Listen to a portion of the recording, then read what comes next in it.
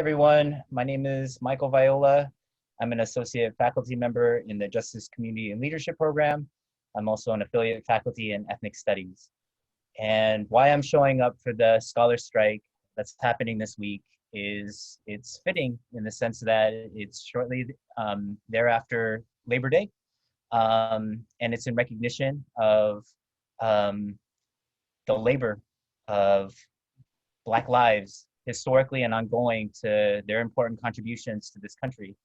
And I think that right now, in terms of what we're seeing, it's essential for us to be thinking about the various ways wherever we reside in whatever occupation that we may have, where we can have these important discussions and dialogues around racial equity and state violence and the reallocation of resources to support the public good.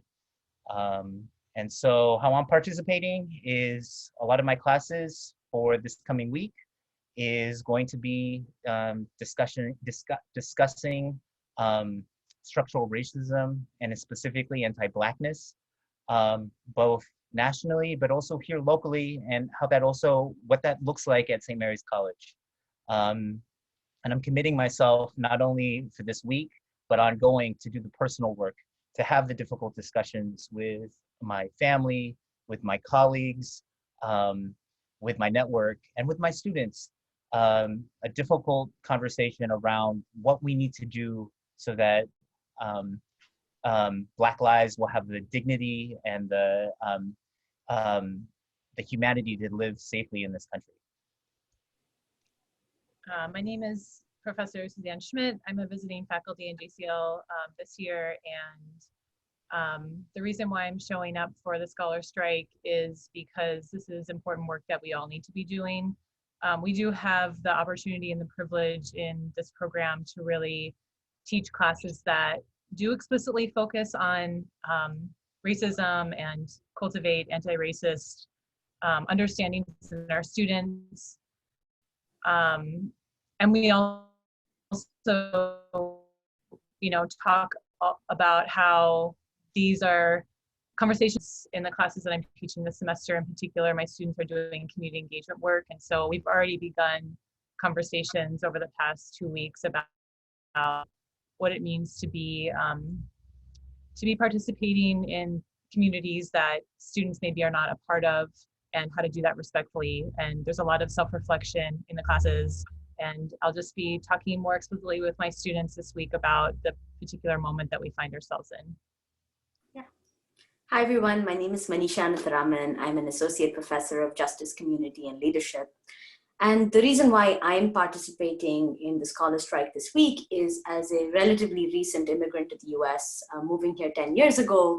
It is only in the past few years that I've become aware of the ways in which anti-Blackness is a construct and ideology that was in my own mind. And I've had to do the work in the past few years to become aware of anti-Blackness as well as internalized racism, and to work with my colleagues and with by reading and learning to recognize this widespread phenomenon in my own community back in India, as well as in immigrant South Asian communities here. So as I do the work of recognizing the ways in which anti-Blackness has influenced my thinking about the United States as well as the globe, I'm trying to bring that thinking to my students. And this coming week in my global and regional studies class, we will be talking about the histories of slavery and colonialism and the ways in which the prosperity that the US enjoys today compared to other parts of the world is a product of its histories and legacies of slavery as well as imperial expansion. We will also be talking about the ways in which today Black Americans are disproportionately exposed to environmental burdens and live in sacrifice zones where they pay the price for the comfortable lives that many of us are able to lead in our technologically advanced world. So paying attention to these inequities and bringing attention to the ways in which this has been a part of our histories, our modern histories, and continuing to impact the ways in which our cities are laid out, and who has access to green spaces, who has access to well-being in this time, and who doesn't, is a critical part of my teaching, and is something that I'm committed to learning more about myself as I share this with my students. Hi, everyone. My name is Professor Alicia Rusoja, and I'm an assistant professor in the Justice, Community, and Leadership program here at St. Mary's College of California. And there's just so much to say about this. As I think about why I'm showing up this week and ongoingly, I think about, as well as Manisha, the way that Manisha explained, I also think about my own positionality, the ways in which I actually benefit from anti-Black racism, the ways that my own, the ways that I'm perceived in the world because I'm not Black affect the things I'm able to do, the benefits that I'm able to reap in society. It's an ongoing concern for me. I think that it is impossible for me to live in the world without thinking about racism and to teach. I have to be thinking about racism, and I have to be addressing it because I care deeply about the lives of my students and all of my students' lives and everyone's lives in this country, a country that was founded on racism, a country that even the creation of the country is founded on this creation of a concept in order to justify oppression. I just can't ignore it. So anyway, I'm thinking out loud, but I'm showing up with my students this week I'm teaching 2 classes this week that are focusing on research as a critical, it could be a tool for resistance, can be a tool for challenging oppression and challenging racism, or it can be a tool for sustaining it and for reinforcing it. So my classes this week are really going to be focusing on that. We've already begun to talk about Black feminist standpoint or Black feminist epistemologies. Our students have already been learning about it in courses with Professor Viola and courses with Manisha and Suzanne and Professor Fitzgerald. So I'm building on that, and our students are going to be thinking about their own positionalities and what are the ways in which who they are and how they've benefited from systematic oppression and systematic racism impacts the way that they design research and the ways that they even think about what research can do in the world. So that's the work that we're gonna do this week. As a program, we're always doing this work. I'm really proud to be part of this program because of that. And yeah, I think that maybe I've answered everything. And then Alicia, Professor Rusoja, has also put together, along with all of us, a wonderful list of resources on exploring the various dimensions of Black Lives Matters. So Professor Rusoja, do you want to tell us a little bit about this resource and where people might be able to find it?